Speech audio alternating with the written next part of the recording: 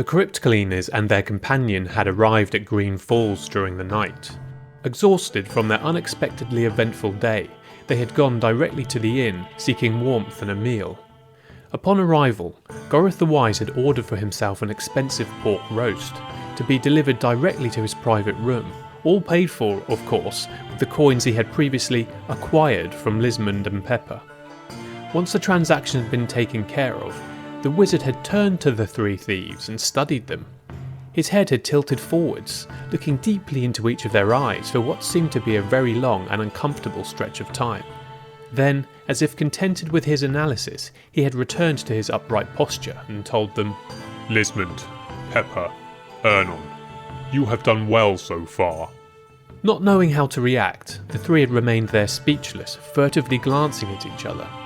Pepper had managed to smile, feeling flattered that the wizard had actually registered his name.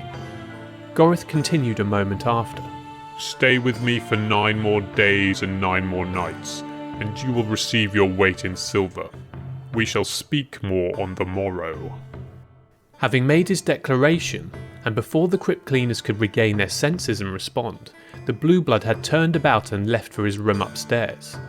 The sudden absence of such a strong presence had left them confused and directionless.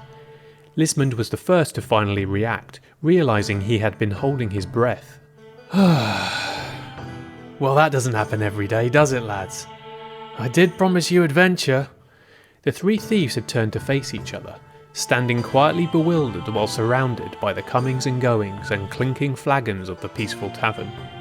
I think we need to take a moment and get our bearings. Let us relax now, friends, and take a seat. There's an empty table over there with our name on it, by the fire. As the three gazed into the fire, their tired contemplations were interrupted by a subtle feminine cough. There stood a very skinny young woman with messy blonde hair. She instantly reminded Lismond of a broomstick. "Evening, good men. What may I serve you?" she said with a cheerful voice. Just bread and cheese for me, please, and a pint of ale. Same for me, but wine instead of ale. Very well, and for you? I think I'll have a roasted pork, also bread and cheese, and a pint of ale too. Pepper, allow me to remind you that we're not in a strong economic position at the moment. Don't worry, boss. This is an investment, believe me, replied Pepper, leaning back and patting his stomach. Well. Ernon, could you pay for us? Said Lismond with a palm to his face. "I don't want to use any more of my gold, Lismond. You had all my silver change. I had exchanged a few golden coins yesterday, if you remember." Forgive us. Can we call you again in a moment? Said Lismond to the girl, realising this transaction was getting more complicated than it needed to be. Of course, it isn't a problem. Take your time. We can't start orders until we are paid though, so I'll just be floating around. That should be fine, thank you. We'll let you know, answered Lismond with a friendly smile. Once the girl had left, he continued. Ernon, you know I don't have any silver anymore. The wizards relieved me of all of it, and used it to save our lives. "I've already lost enough on this venture, not just in the realm of the material, but in the realm of the spiritual. Some would say the latter is a much greater sacrifice." With a face of resignation, Lismond turned back to the bald thief. Pepper, you'll have to pay for it. Between the secret slit in your boot and the pouch you stash in your nether regions, something tells me you didn't give all your coins to the wizard. You got me there, boss. Pepper the Prudent, you can call me. I knew you fellows would thank me later. Having solved their monetary issues and placed their orders, the three companions were finally tucking into warm breads, mature cheeses and spicy beverages. Things were finally starting to recover a semblance of normality. Ernon, you should be ashamed of yourself, quipped Pepper with a mischievous grin. You need to up your game. I've never seen you do anything half as incredible as what Gorith did. He's kind of like elite blacksmith, and you're the chubby son who pumps the bellows. "Watch your tongue, you fool! Who do you think liberated mankind from the cruel hands of the moon wizards? It was priests like me and knights of the sun that did it. I know. Still never seen you pull any tricks like those. Did you see what he did with the coins? A swoop, swoop, swoop! It was incredible! Perhaps the sun priests of old had stronger magic. You're mostly just a walking torch, Ernon, except for when you get a little bit tired. Holy sun, what have I done to deserve the company of this hairless imbecile? I can do many things beyond casting my holy light, and you know it. I mend your wounds. I'm the only one here that can actually read, or that can keep the undead at bay when needed for that matter. You didn't keep them at bay this time, though, retorted Pepper. I was low on sunlight. I had to spend a lot on disabling the trap glyphs in the main chamber, while all you did was distract us and fill our heads with constant, meaningless drivel. The priest was getting increasingly angry, as was often the case when talking to Pepper. The wizard was also low on sunlight, I'm sure, having slept in the crypt for, thousands of years. Thousands of years? Puh, sunlight? What do you think he is? A sun priest? He is a wizard. He uses moonlight, not sunlight. I don't know why I waste my breath on a failed court jester like you. I have seen more logic and reasoning come from the slimes of Rotwood. If I may add, I don't think he could have had much moonlight either, said Pepper with a mischievous smile, tickled that he had found an opening. Picking on the priest was probably one of his favourite pastimes, and he was clearly enjoying this occasion. I've been thinking about it, answered the priest, oblivious to his friend's playful manipulations. My theory is that he got the moonlight from the silver coins you gave him.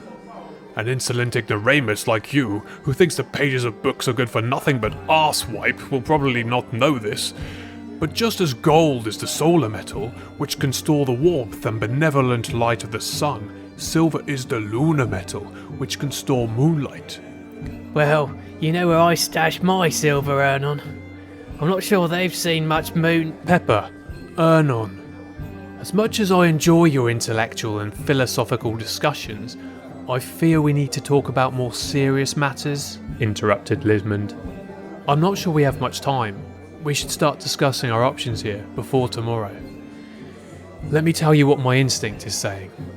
I don't think it's a good idea to work for this man. It's not that I don't believe his word, I actually do. It's more about the direction this would take us in. We have our running gig, it's relatively safe, and it puts a roof over our heads and bread in our stomachs. When all goes well, it even gives us a little extra to invest in our futures. Following this dangerous man is a big unknown that poses many risks. I fear for our lives, Lismond said, giving some time for his words to sink in. But... if we were to leave immediately with our wagon and ride through the night, we could be at the first step in by noon. Even if the wizard chose to pursue us for whatever reason, I doubt he would be able to catch us. We could also split, taking separate roads, and meet back at Solaria if we wanted to be extra safe. But boss, the wizard promised us our weight in silver for a mere week of work. We haven't made that much with our combined past jobs put together. I mean, for me, that's a lot of money.